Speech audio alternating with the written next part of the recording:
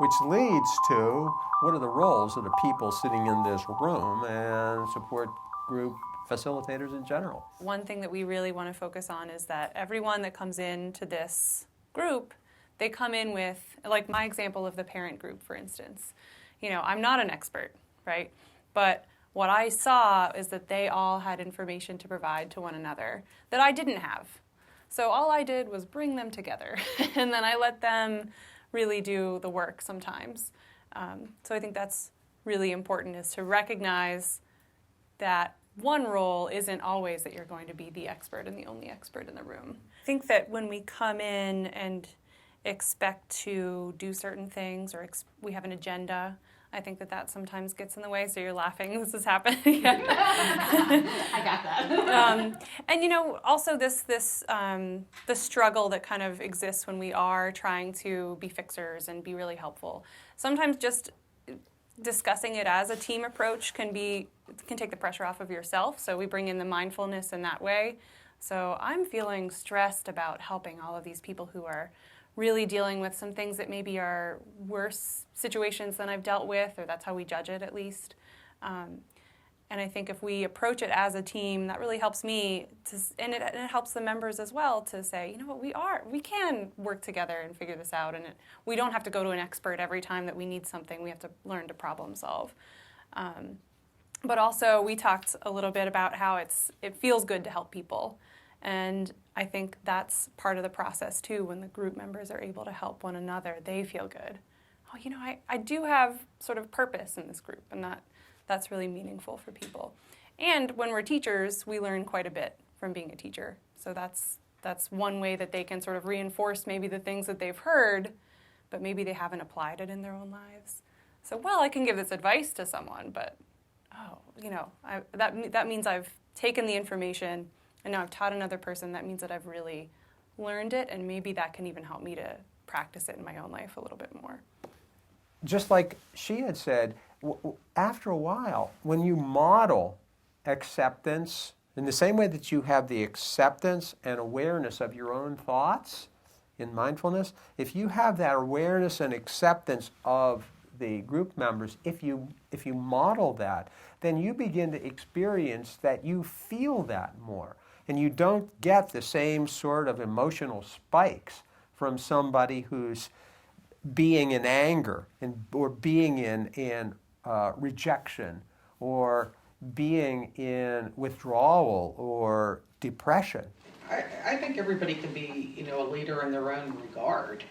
You know, like you said before, you know, yeah, you coordinate the meeting, you have the time. You bring them But chips the group and can run the drinks. meeting too, Yeah. you know, amongst themselves. It's not like you have to totally, you know, if things get off track, it's up to you, of course, to try to get things back on track, but. Right. Yeah, there's a lot of different kinds of expertise that we learn that people bring in. And it's not just expertise about a specific issue or relationship or topic out there. Sometimes it's expertise in coping with something that's really tough. You know, you guys gave some terrific examples of coping with things that are really tough. There are some folks who are naturally stable or naturally self-regulating or naturally empathic, and they can often be, they don't even think of themselves as experts, but what they have and you know, if you even do something as simple as when somebody says, well, I don't know, I've tried this, and everybody's listening to them, you know, you could highlight that as their expertise. You could say, how did you learn that? And then the person tells the story of what school they went to, School of Hard Knocks, to learn that. And then that person's expertise then paves the way for other people to, like, maybe somebody is particularly naturally happy. Maybe somebody is particularly good at organizing. These are different kinds of expertise that, you know, if we're sensitized to it, instead of seeing people as carrying problems. We also see them as carrying gifts for each other. And so, part of our role as facilitators is in getting people to be able to communicate about their gifts and also to recognize how worthy they are as conduits of grace into this group. We talk about the we part of it too. Right. That we are a team. And I think you probably can understand why we thought of this when you think about how we're talking about supporting each other. That sometimes what I'll say to a group is that, yeah, I'm the facilitator and I help you to bring your expertise to bear. We are a team. We're coming together here to solve our problems and to come out of this feeling better than we went in. That's one of my goals in the group. I'm sure you guys want that too. Depending on the structure of the support group, what does it mean to have confidentiality when you're in a team? What do we owe each other outside of the group meetings? And they're often done at the beginning of the group. Part of the education process. What are the roles? Who I am, who you are, who we are. What ideas, what kind of ground rules have you guys had to develop for effective support groups? Actually, I have a problem with the ground rules, and I think it's partly because I'm a teacher, and I'm always kind of hyper aware that I don't want to walk into this group of grown-ups acting like I'm their teacher and I'm in charge. They're going to be in trouble with me if they don't behave. But I'm in that mode so much of the day, like, hey, you guys are off topic now, let's get back to what we're supposed to be talking about. I say that so often that I walk into these meetings thinking, now don't tell them they can't talk about something that they naturally seem to want to talk about. And then I realize that if I don't make any rules at all, that at some point everyone's talking about, oh, is that where she lives now? I remember when they used to live over there. And it's like way off topic. And so I've never really kind of come down on them because I don't want to be that bossy woman. Touchy issue, Well, isn't that's a whole it? other issue. That's isn't a whole it? other lawsuit. Yeah. But I think that if you approached it a little bit differently than the teaching style, because it may be asking a question, what do we want from the group? So what are our hopes today? What are our goals? What do we want to talk about today? And I think that would get you to a focus. So, okay, I hear what you're saying, and I think that ties in here in this way, So we all need prompts and reminders. Yeah. And I think that, there's probably a lot to that. Maybe there's some avoidance going on in the group where, well, it's easy to talk about where the person lives and the gossip. And also, for so many of these parents, this is their only night out ever. If that is, medicinal for them. I think maybe it'll be kind of a balance of what's needed at that time. Like if it kind of like when you go to a therapy session, sometimes it's just a vent. You're not even looking for an answer. You're just like, just listen to me, bitch. And then there's other times where it's like, this particular thing is really a struggle for me and I need additional resources. It might, I don't know, I could imagine it being sort of a touch and go based on that particular dynamic that evening and seeing kind of where they lead you and determining how that's going to help you lead them. That's a really good way of saying it. They lead you, because I'm thinking that sometimes if we don't deal with any rules at all, what'll happen sometimes is that a lot of people will wish there was a rule, but they don't want to say it. And then the whole process goes underground and the group cohesion is lost because there's no real way to control or facilitate a really good group interaction. And one little trick that I've used sometimes that helps, that takes people off the spot, but still gives them a chance to talk about rules, is in that first session, I might say, you know, a lot of you guys have been in other support groups, or maybe we even run them. What are the rules that you, when you look back, you wished were in those groups? Out of that discussion, the people themselves can, you know, kind of form their own constitution, so to speak. And it's their rules and their group, and we're gradually and thankfully working our way out of a job. You may, in this room, have very different group experiences.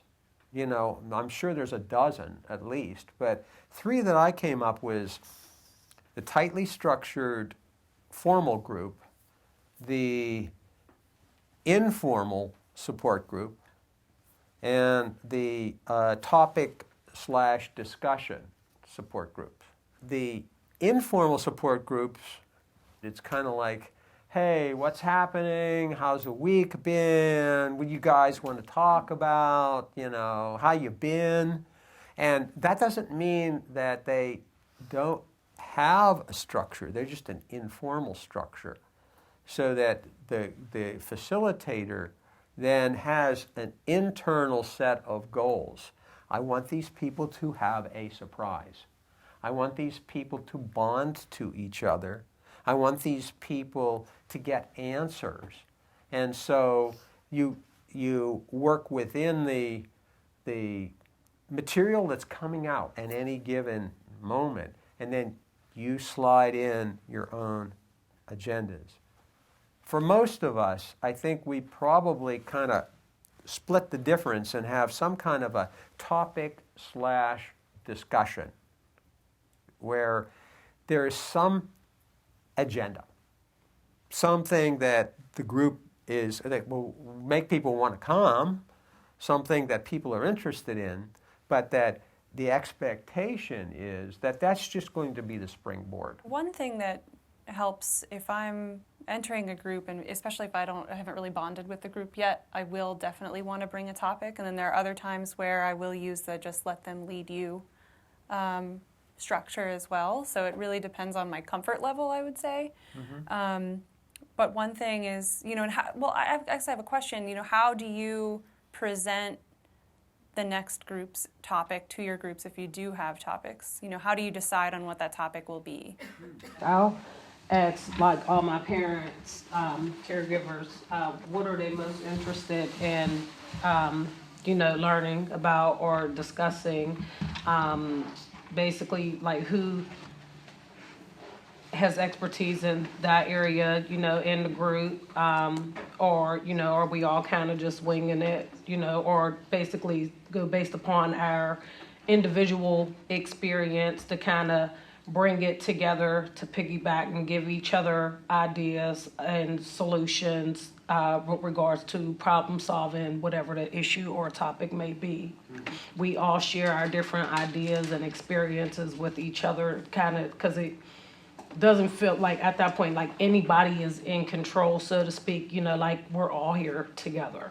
In the fall, we'll have a meet and greet, and my agenda for the meet and greet, I always have an agenda. My agenda for the meet and greet is to kind of get a feel for what this new group is going to, because it's not always the same families, or we might have new families, what their needs are going to be moving forward, what information do they feel that they need. And then as each meeting progresses and we've found a topic or moved on to a topic, we still touch base almost every meeting. I'm from Mercer County, and we have so few resources that I've just been getting a guest speaker every month. Yeah, the guest speaker everyone's just idea. grateful for whoever we can get there. That's good. I want to come back to that sometime, because sometimes if you have a speaker and they aren't as sophisticated in facilitating as you are, you sometimes have to help the group to be the focus, and not just that the speaker comes up and goes on and on about stuff. That's and being able to keep your shifting going while you're listening to the topic. When you don't have a speaker, we'd start the group by saying, okay, now this is the topic for tonight. Which one of you or who of you have had not necessarily expertise, but a lot of experience with this? And then what I say to folks is, we're gonna listen to that story, and then what we're gonna do is we're gonna try to find another story that is similar to that.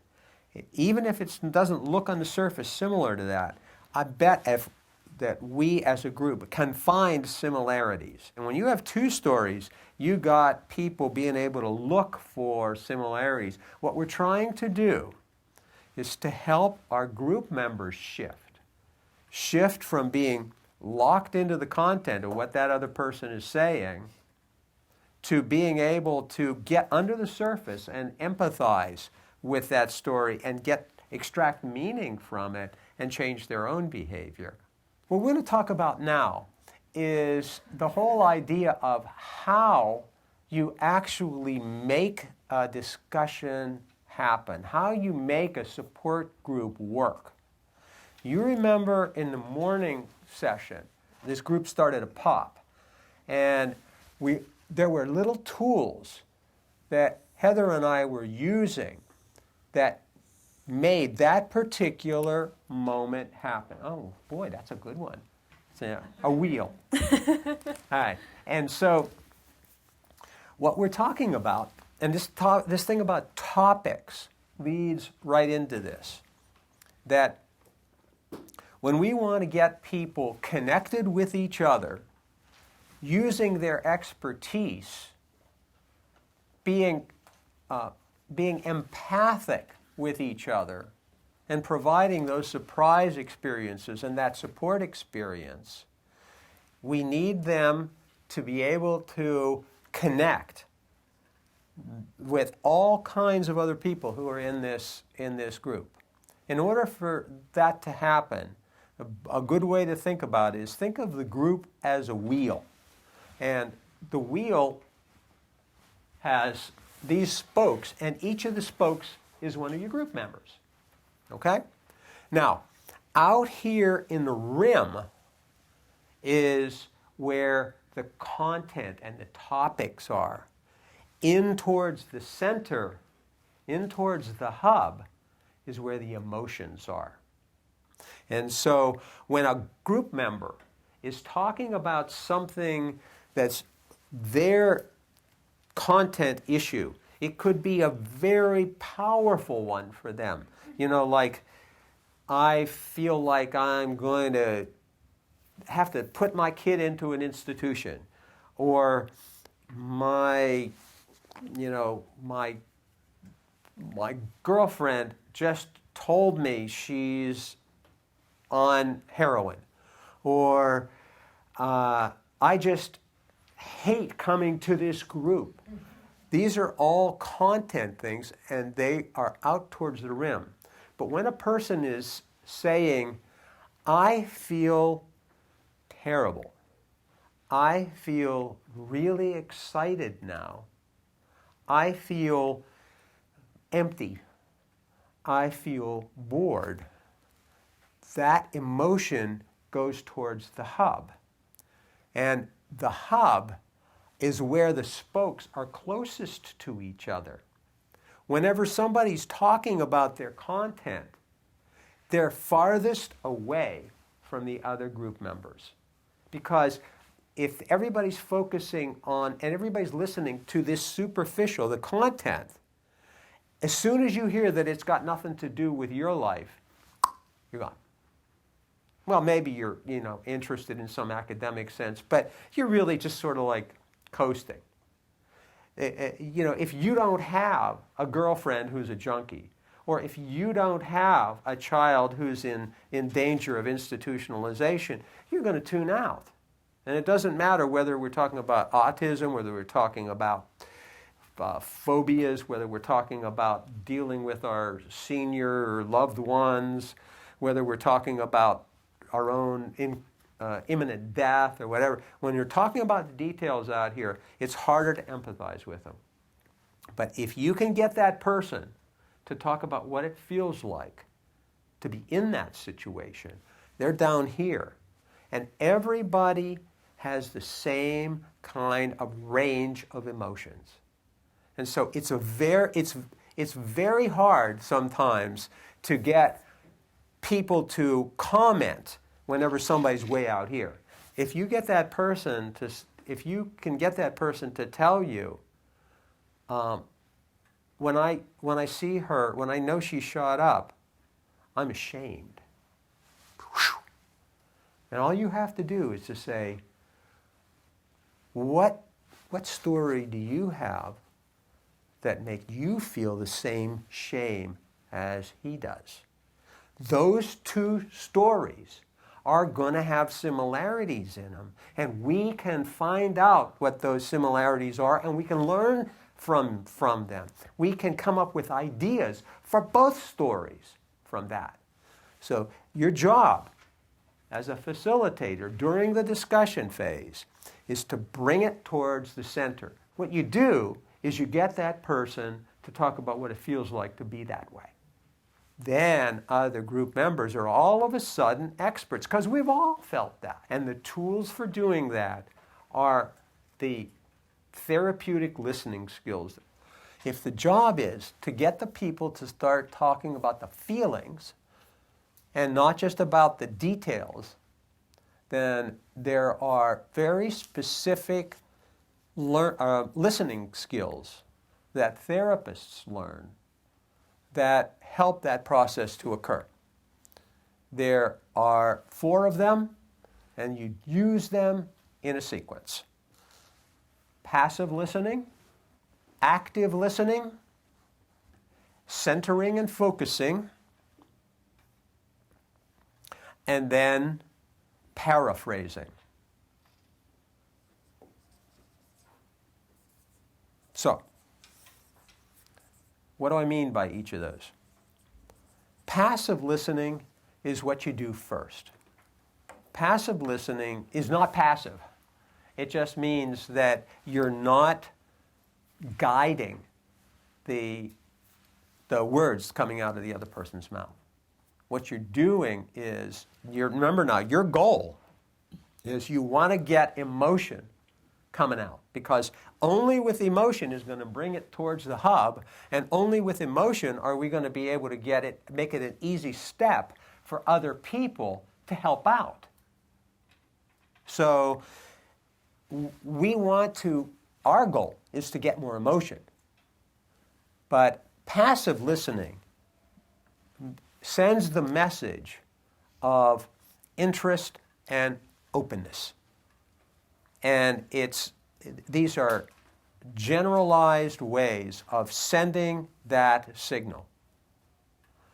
There are a number of them. Many of them are nonverbal.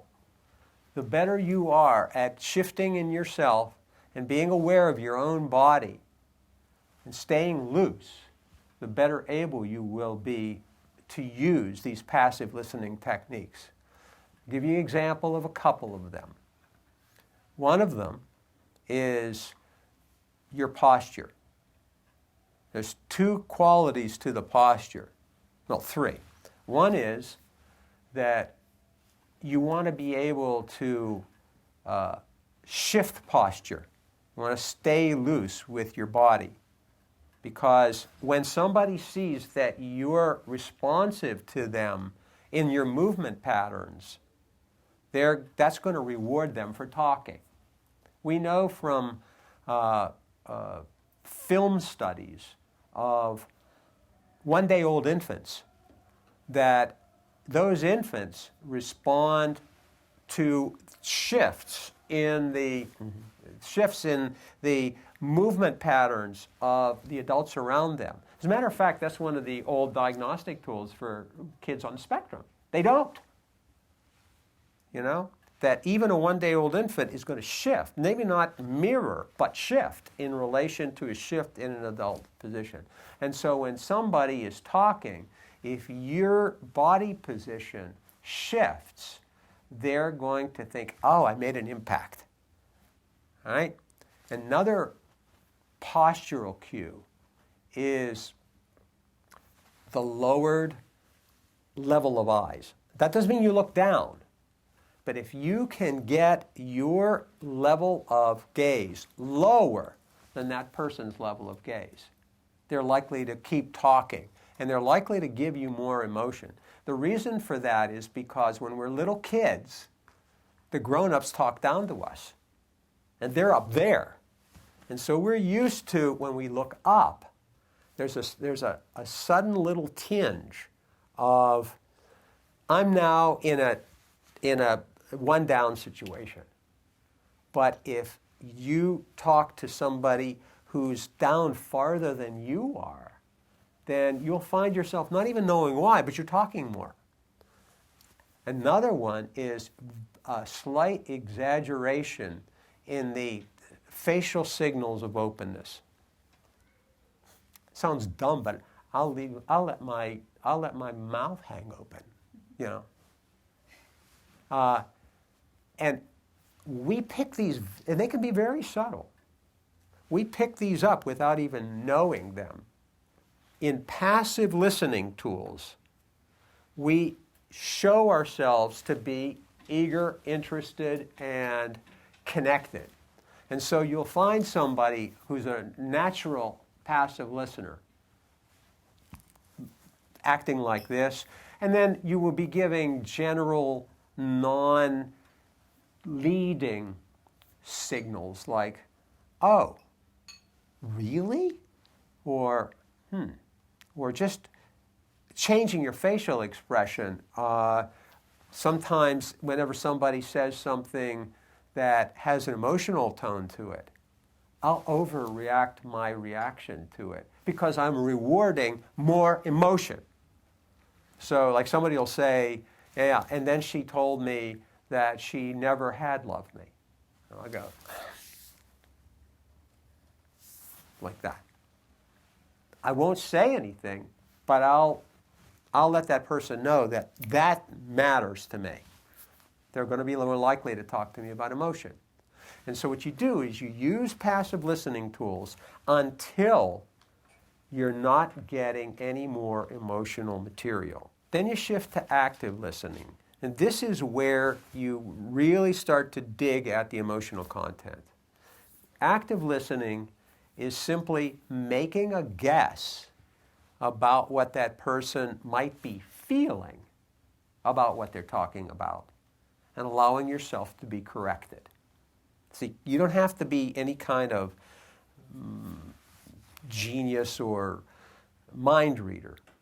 You have to be able to allow yourself to be corrected. So what I might say, if somebody is going on and on about something, I would say something like, God, if I felt that way, I'd be mortified. And the person might say, yeah, I was. Or they might say, no, I was kind of happy that they got what was coming to them. Doesn't matter if I'm wrong. The emotion's coming out. All right. Whenever you get that emotional response to that question, you shift back to passive listening until it dwindles. Then you go back to the active listening, and you make a guess. That sounds terrible, or that sounds exciting. And then you wait for confirmation. Now, one of the things that can happen is that the person will tell you, I didn't feel anything. Stay loose, make your shift, keep yourself relaxed. That doesn't have to stop the discussion, because not feeling anything is impossible. That's like saying, what's the weather outside? And then the person's saying, there is no weather. There's always weather. Inside of you, you have an emotional climate. most of the time, when people say, I don't feel anything, what they really mean is they feel empty and depleted, disconnected. And oftentimes that door is going to open into post-traumatic stress. So whenever a person says, no, you're wrong, I wasn't mad about that, I didn't feel anything, then you can ask the rest of the group, what happened to you that made you feel that same, nothing, emptiness, that same sense of nothing going on in there? So you see, where it is an emotion, even though they're saying it isn't an emotion. So with active listening, you ask the question and be humble, allow yourself to be corrected. What you don't do is to say, I'll bet you were, or you should have really, or any of these other things that try to put us as the experts. When you're not getting anything more from active listening, then you go to centering and focusing. Centering and focusing is where you take the person to the core of whatever emotion they're describing and say, what was the part of that? What was the worst part of it? What was the best part of it? What was the part that was most embarrassing? What was the part that was most boring? And you get them to bore in on the part of their content that means the most to them emotionally. So it would be, well, what was the part of that was the scariest? And then you go back to passive listening. And then if you need to, you go back to active listening. You work your way up and down through those until you've really got that person clearly saying some things emotionally. Then we go to the final critical piece of the listening, which is paraphrasing. And what that is you use your own words to summarize the emotional core of what the person is saying. It's something like this. Let me see if I get this. And then you use your own words, not the person's words, because you don't want to sound like you're just parroting them like some kind of idiotic cartoon therapist. Let me see if I got this. Whenever she told you that she was, when she told you she was a heroin addict, that made you sick, or that made you furious, right? And then, if you're right, you'll get a burst from that person. You're going to get more intensity in their affirmation. Even if you're not right, they'll still give you, no, that isn't it at all. And then you go back to your listening skills, rotate through them again until they tell you, you got it. That's what I'm trying to say. Right? Once they're there, what you have done is twofold. You brought them to the hub so that other people can make sense of them. And the other thing that you've done, when they say, you got it, that's exactly what I was feeling, is you're draining the pressure. The pressure, do you ever notice whenever people are hard to listen to and they're talking about their content, and a lot of times it's very pressured and very, like that voice is all metallic and, oh God, I'm that kind of thing.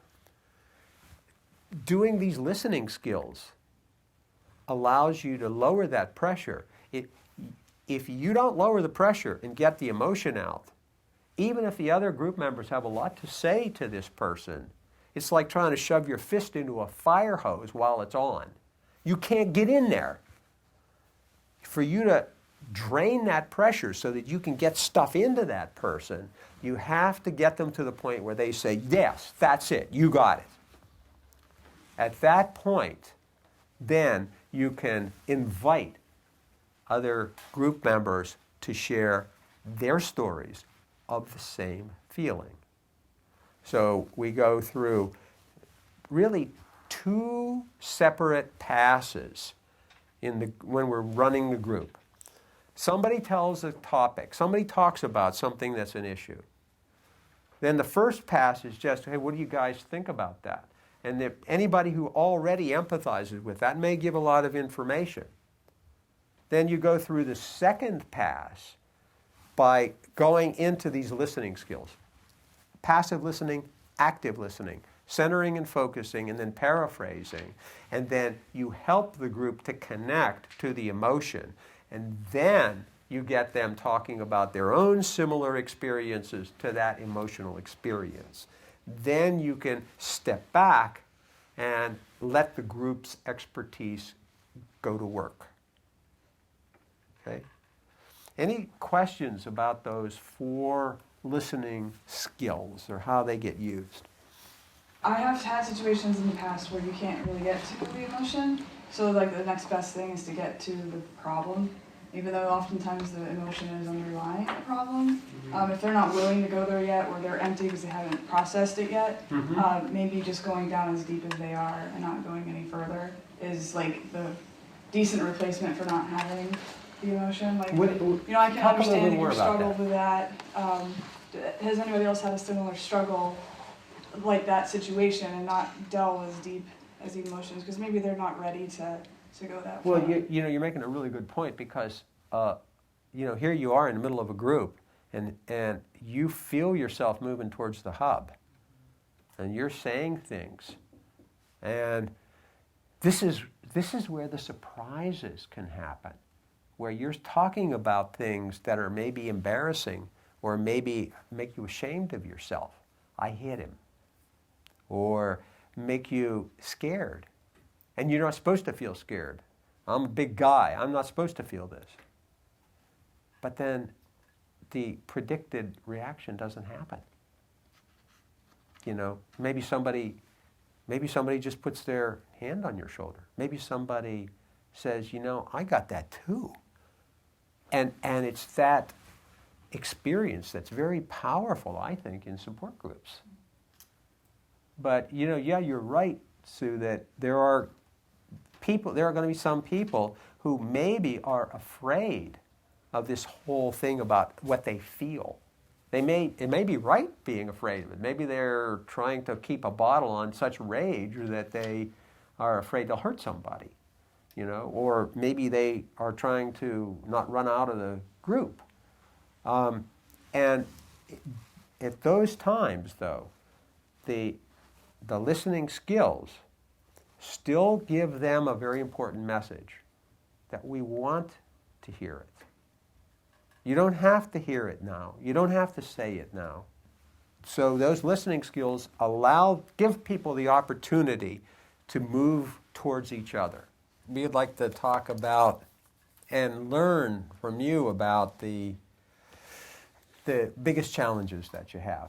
The interactions with people who don't just make it easy to be a support group facilitator.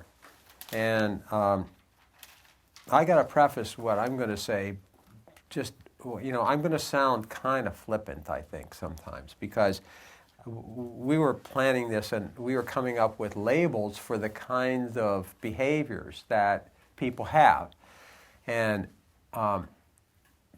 before I even start, I just want you to know that underneath those labels are people.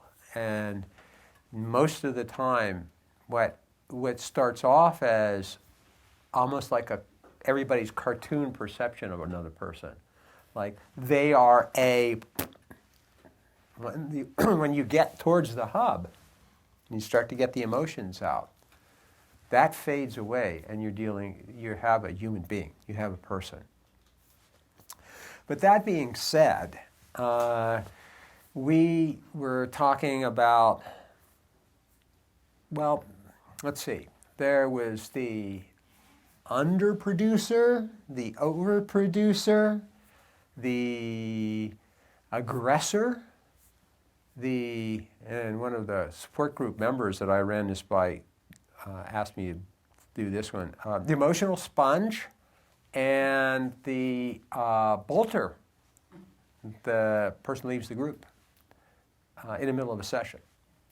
So that was why we were casting knowing looks at each other whenever you brought up some of your problem people. And because I think almost all of us have had situations where somebody would fit that category or that label. But again, what our job is to get the person to come through and not the label. So, for example, the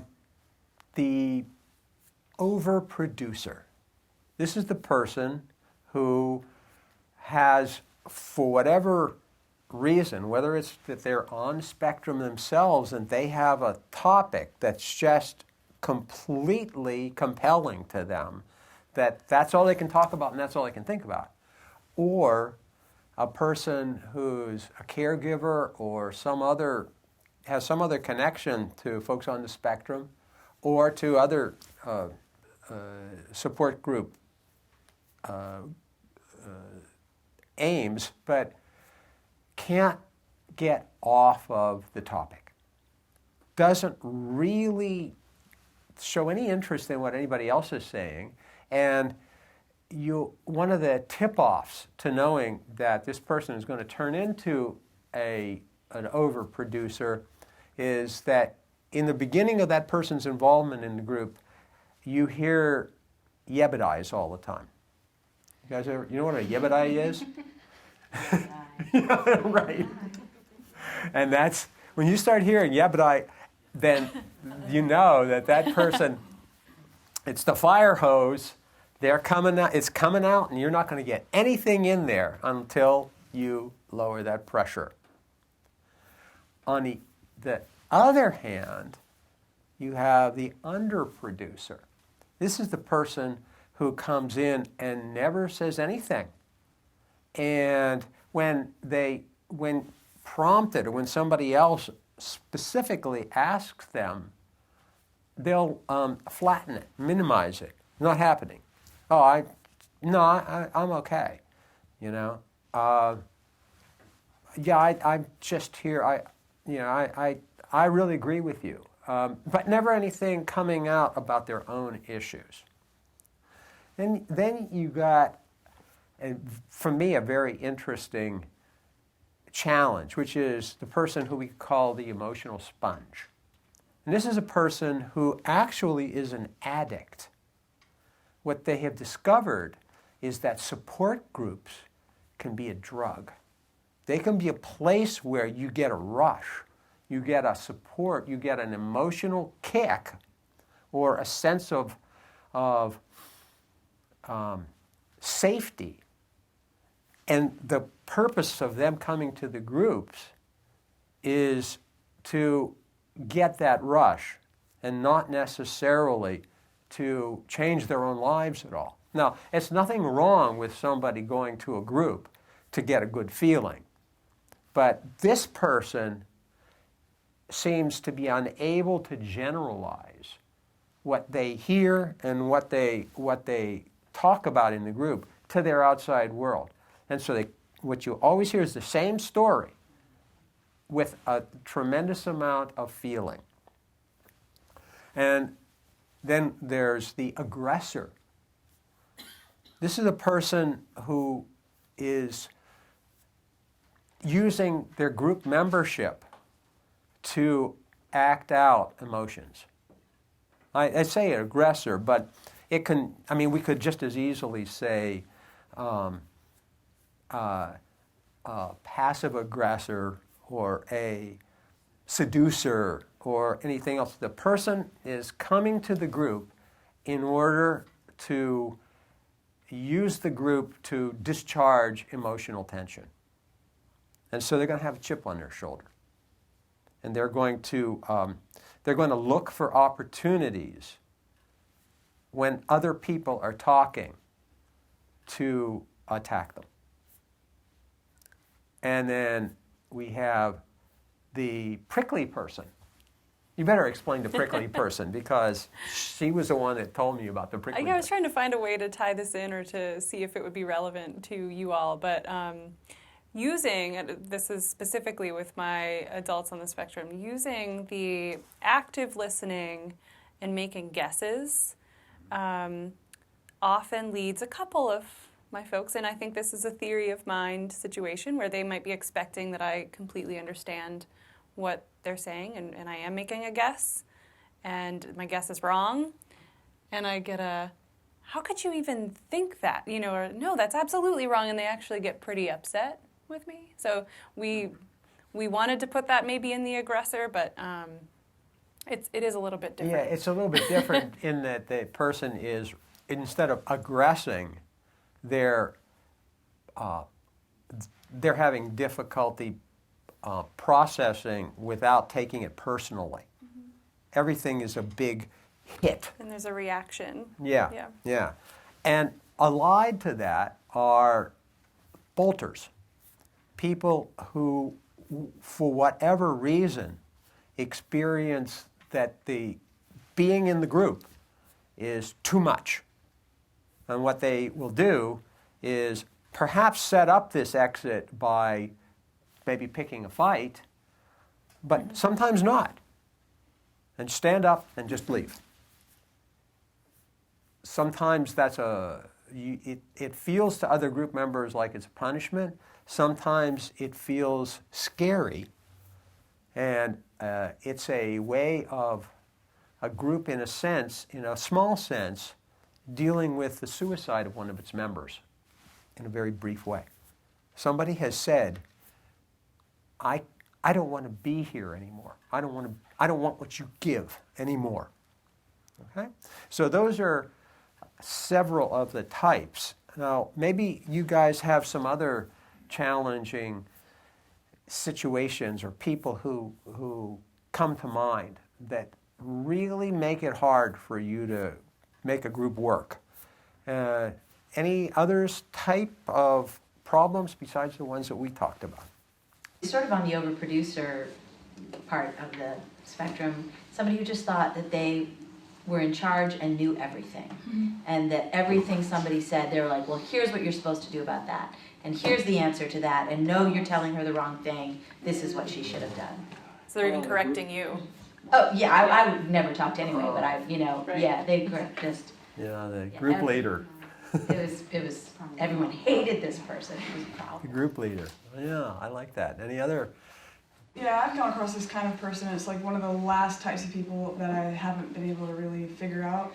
And it's who I would call the dismisser, the negator. No matter what everyone else is going through, if it technically, on the spectrum of things that could be worse, oh, it could always be worse, be thankful for what you have. And it's kind of like saying that to, say you had a parent whose child used crutches, telling that parent that, what do you got to worry about? At least they've got crutches and they're not in a wheelchair. And it's like, that doesn't negate, it could always be worse, but it doesn't Like a one-upper. negate. Yeah, Yeah, that's a really good way to put it. Yeah, one-upper. It ends up negating the individual feelings to the situation and making it like if there's on a bomb going off outside and all hell is breaking loose, then what are you fussing about? It kind of, makes everybody start to stop and go, oh, well, then maybe I don't have a right to say anything. Now I don't feel like I can be open. And that's always so often what people come into support groups feeling already. It's such a step for people to even take advantage of a support group, I think, and recognize that they need the support and that support can be had and that they're worthy of it. Yeah. So that's terrible. Every one of these people, in their own way, is stuck in their script. They're stuck in their agenda. And they don't know how to shift. So can you see that each one of these ways that people have of being stuck or being being an underproducer, you're still stuck in your script. Your script is I'm hopeless. I'm barren. I can't be with you guys. The aggressor is stuck on the script that all of you guys deserve to feel my wrath. The emotional sponge is stuck on I can't make it unless I get this feeling from you. The negator has to be right. I can tell you the best way you're supposed to deal with your problem. All of these people have a story that's not working. And as long as they're out there on their own section of the rim, not only are they not getting any help to change that story, but nobody else can reach them. Okay? So, if we use as our tool, the tool of bringing them towards the hub and getting them to communicate about the emotion that's underlying this behavior, you can almost always defuse the problem behavior. Let's take a look at some of the toughest ones, for example. Let's take a look at the aggressor, somebody who it makes it very hard for you as a group facilitator to shift. Somebody who's activating your protective reflexes. Somebody who's attacking another member of the group. This is one of the hardest situations for us because, we have boundaries. We're going to make sure that this is going to work out okay. And when we move in to try and protect one of our group members from another group member, all of a sudden, the whole group is fragmenting. They're taking sides, they're tense, they're scared. Nobody wants to be where a fight is going on except people who are kind of vicariously aggressors themselves. So, how do you lower the pressure on that fire hose, guys? Well, you can use your listening skills. Whenever a person is attacking like that, and the first thing that you might want to do as a group facilitator is to bring the attack more towards you so that you can manage it. What you can do is say, tell me more about this. Okay, so then you're able to use some of your skills, some of your listening skills. And maybe there's other group members who by this time are who already have those skills. So you can even enlist them. You can ask the group member, help the rest of us understand what's bothering him or her. Then you start with your listening skills. And you lean forward, get your eyes lower. Get that person to start talking about the emotion, And one of the things a little trick that I use sometimes is that when that aggressor has finally gotten to what it is that they feel, oftentimes that feeling is rage, all right? So that doesn't mean that that's unable to be processed by the group. What you can say, and especially if the person has said, what you just said to me is just beyond the pale. Who do you think you are saying that about me? And you're implying, really going at it. What you can say is, to another group, to the rest of the group members, what would any of you hear in a group like this that would make you feel that way? What are some of the things that would make you feel that same sense of anger? So then people can start talking about what would make them feel the same way, and they are all of a sudden not so distant from the aggressor. What's the same about what would get her furious and what gets you furious? Let's see if we can find a connection here.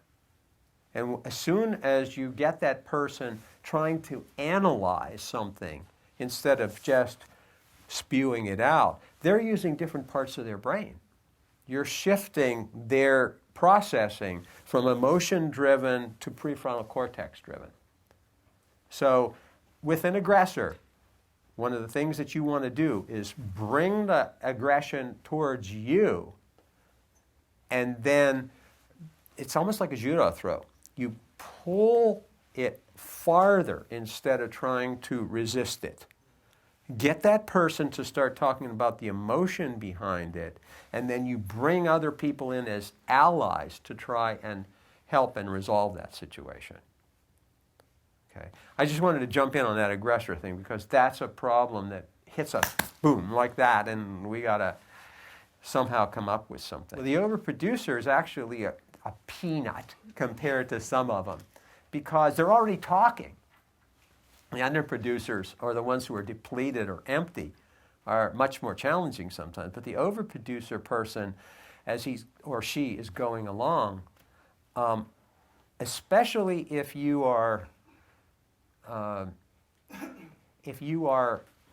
making just a little bit of a mistake in interpreting what they're saying, boy, that gets them right on that, because there's nothing that's more satisfying to a person who's an overproducer than correcting you. You know, so the active listening works beautifully for them. Oh my God, if I, you know, and I get, you know, the whole over-exaggeration. If that ever happened to me, I would probably be half nuts. Should I interrupt her because she never shuts up? No, what? Yeah, and well,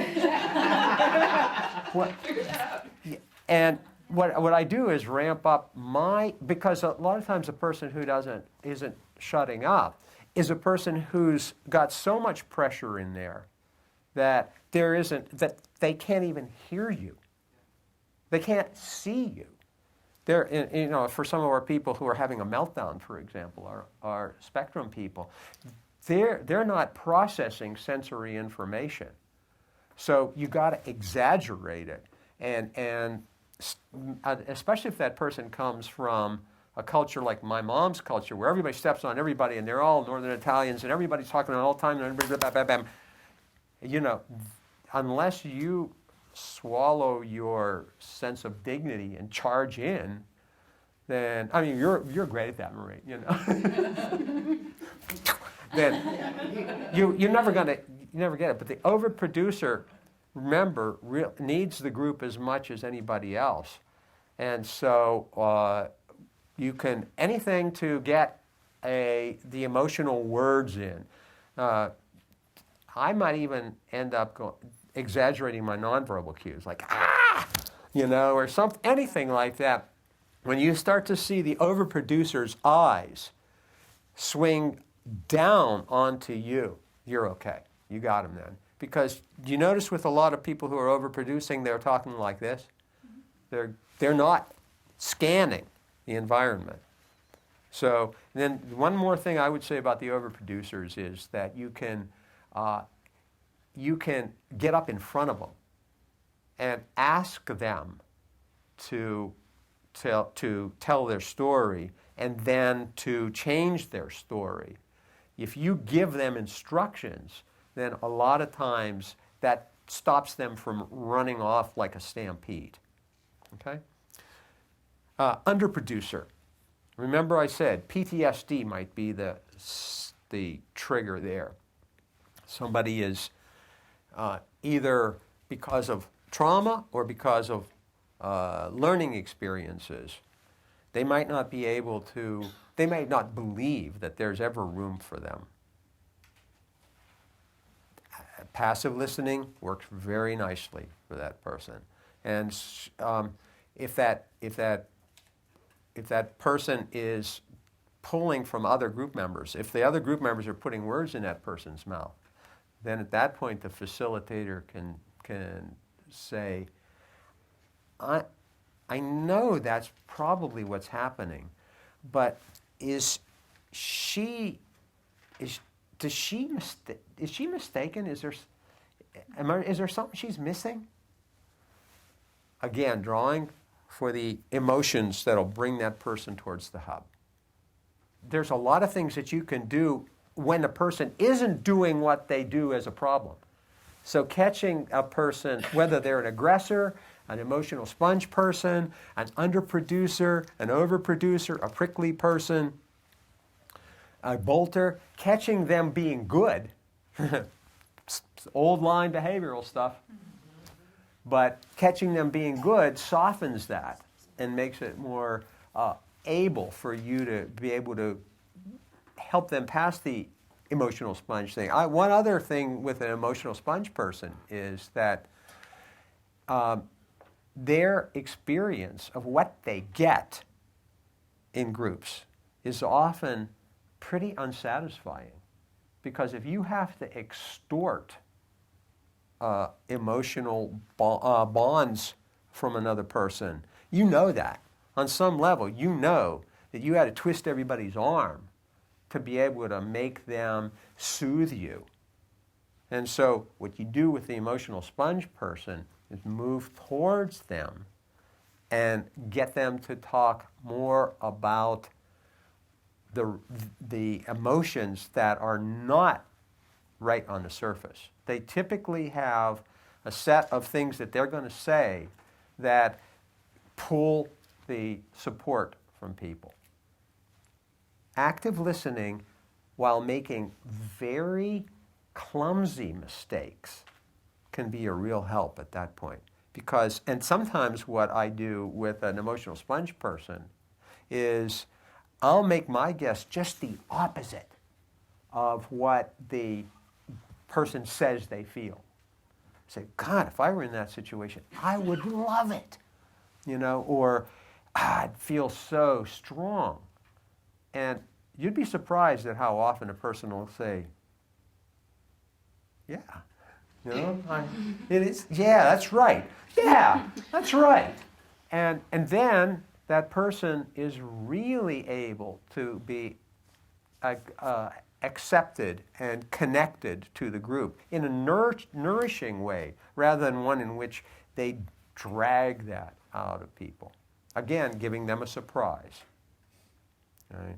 So let's talk a little bit about bolters, because I'm not so good with that. This book group that I was working with, they had several facilitators, and so the main facilitator kind of stayed with the group. Because this is a very high voltage kind of situation, people have just lost someone, so they're grieving.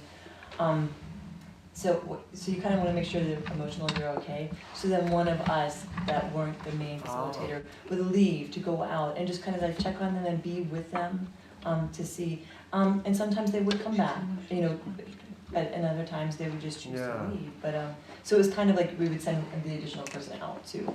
Yeah, that's a great. As a matter of fact, this particular young woman said to me, "Well, when I run, I really, even though I say I don't want it, I want it. I want somebody to come and see how I am, and maybe I'll say to them, leave me alone. I just need to be left alone, and then they should leave me alone. But maybe I need to know that somebody cares, and if it's the group facilitator, if everything's going okay, the group facilitator come out, but maybe somebody who seems to understand me or another.